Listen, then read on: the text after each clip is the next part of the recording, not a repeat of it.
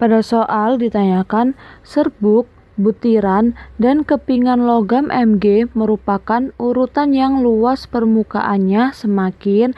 Nah, jadi kita harus mengetahui hubungan antara bentuk-bentuk dari logam Mg dengan luas permukaannya. Jadi, laju reaksi itu dapat dipengaruhi oleh beberapa faktor. Nah, salah satunya adalah faktor luas permukaan. Semakin luas permukaan bidang sentuhnya, maka semakin cepat juga reaksi yang akan berlangsung atau yang akan terjadi.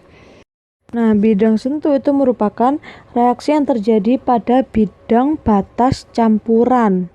Nah, semakin luas permukaan bidang sentuhnya itu artinya semakin halus ukuran kepingan zat padatnya. Jadi bukan berarti semakin besar luas permukaan bidang sentuhnya itu semakin besar juga bentuk dari logamnya. Itu salah ya.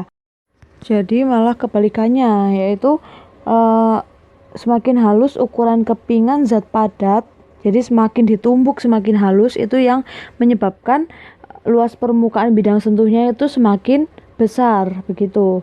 Nah, oleh sebab itu reaksi dapat berjalan lebih cepat. Juga begitu sebaliknya, semakin kasar ukuran zat padatnya atau yang nggak ditumbuk ya, atau biasanya dalam bentuk bongkahan atau dipotong-potong saja jadi nggak ditumbuk itu, maka reaksinya akan berjalan lebih lambat karena luas permukaannya itu lebih kecil, jadi luas permukaan sentuhnya itu lebih kecil. Ya, misalkan kita ilustrasikan saja dengan bentuk bongkahan seperti ini.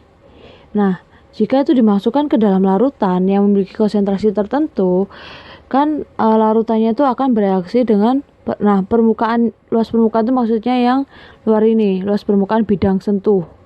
Nah, yang ini yang biru-biru ini permukaan bidang sentuh.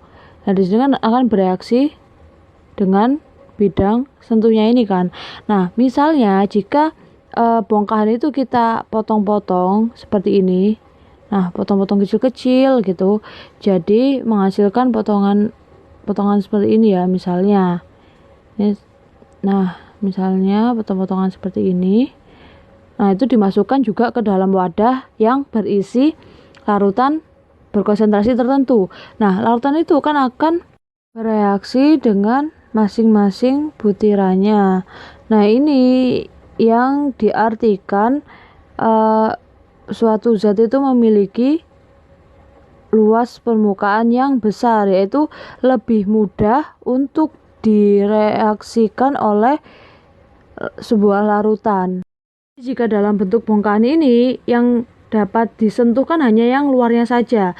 Nah, jika sudah bentuk butiran-butiran seperti ini kan dalam-dalamnya seperti dalam sini kan juga bisa. Nah, makanya itu yang diartikan bidang sentuhnya semakin luas. Nah, berdasarkan penjelasan tersebut, maka dapat disimpulkan bahwa kan semakin halus ukuran kepingan zatnya itu semakin luas permukaan bidang sentuhnya. Jadi antara serbuk, butiran, dan kepingan itu yang paling luas permukaan bidang sentuhnya adalah yang serbuk. Jadi yang pertama itu yang serbuk, kemudian yang kedua adalah butiran, yang ketiga adalah kepingan. Jadi serbuk, butiran, dan kepingan logam Mg itu merupakan urutan yang luas permukaannya semakin kecil.